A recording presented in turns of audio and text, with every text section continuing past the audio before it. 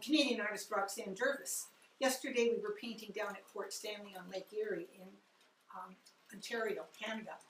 And it was an extremely windy day. The waves were white capping all the way out to the horizon, and all of the trees and the grasses were blowing like crazy. So this was what I did, and what happened at the very end as I'm moving this painting to the car, because I had captured the mood and I was really happy with it. The wind picked it up, flipped it over, landed it in the sand. So now I have to correct it. And it has to be done right away because I don't want to start with a lot of new colors or I will totally lose the mood. I just wanted you to see, and I'll give you a little bit of a pre-instruction on this as well. I had done the traditional burnt sienna blocking out of the darks and the lights, and then I went in with the sky, and throughout the whole painting, I really didn't clean my brush. I used this brush, and I didn't really clean it, and you see the sand is still in here, and I've got to work through to get this sand off. I did use a sandpaper this morning to take off some of this sand, because it was all covered here, in here, all the way along here, and a great amount of sand up in here. And I have managed to get the bulk of it off, but from now on, I think this is going to have sand texture in the finished product. So my brush is clean.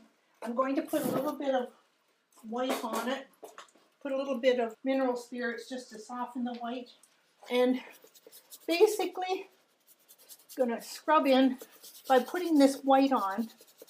It's taking away the dark clouds that were rolling in, and I just want to get a little bit of this on the underside.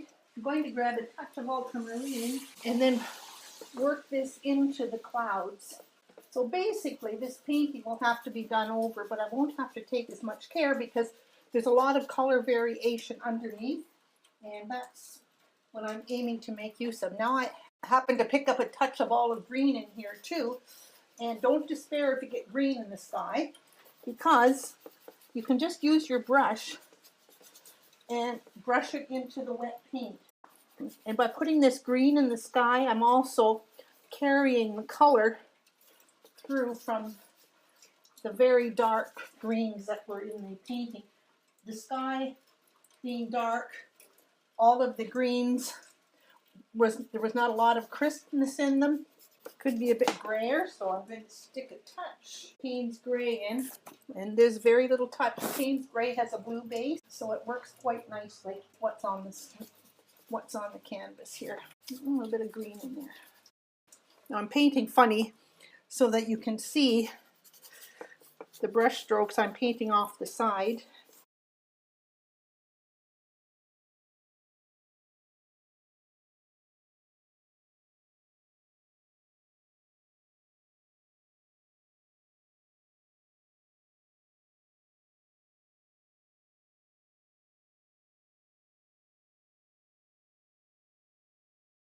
Well, sometimes when you work fast like this, you get a much looser finish to your painting rather than every little detail being perfect. Next, I'm going to work on this background. These are all sand cliffs, and they go off into the distance. I'm hoping that this paint doesn't dry out.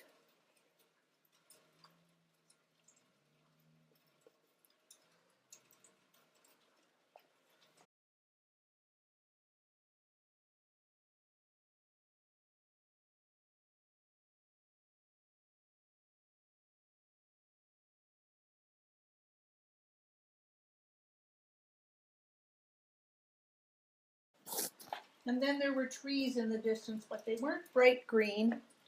They were olive green.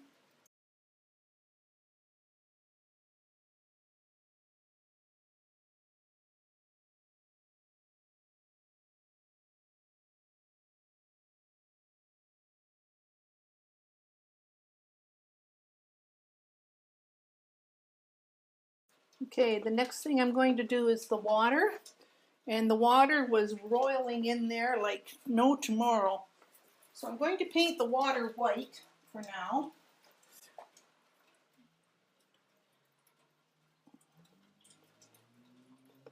Because the waves were really coming in. And I'm making sure this doesn't stop dead center, checking that this distance and this distance to where this tree ends and where this tree ends are not the same.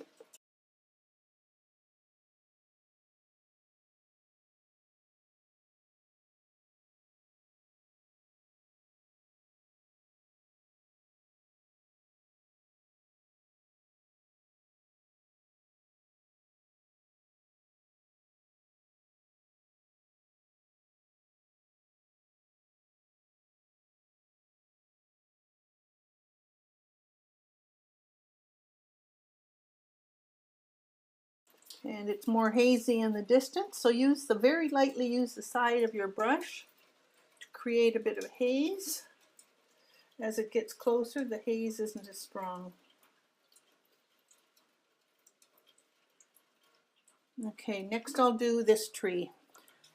And I'm not going to clean my brush off totally. I'll just take a bit of the paint out. I guess olive green with a bit of burnt sienna in it.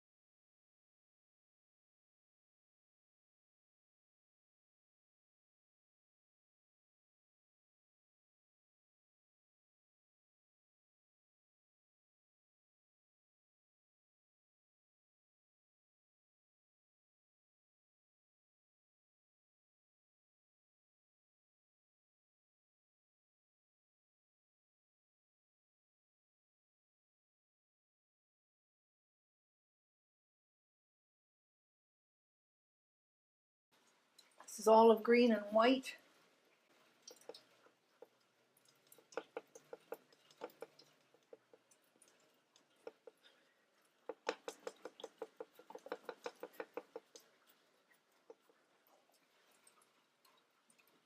Bit of sap green and ultramarine.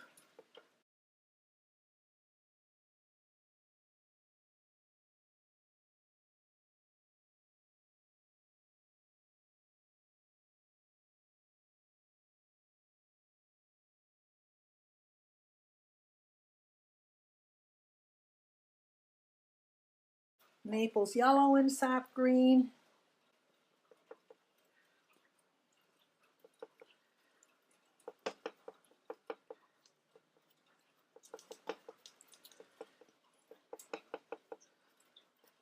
A little bit of burnt sienna.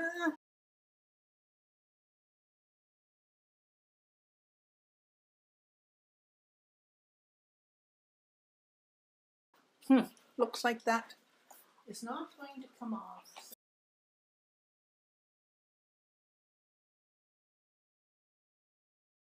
Okay, I'm going to remove the sand. I'll do this for a few minutes. I'll be right back. Okay, I think I got most of the sand off of this thing now. I just have to join up and cover up where the area was wrong.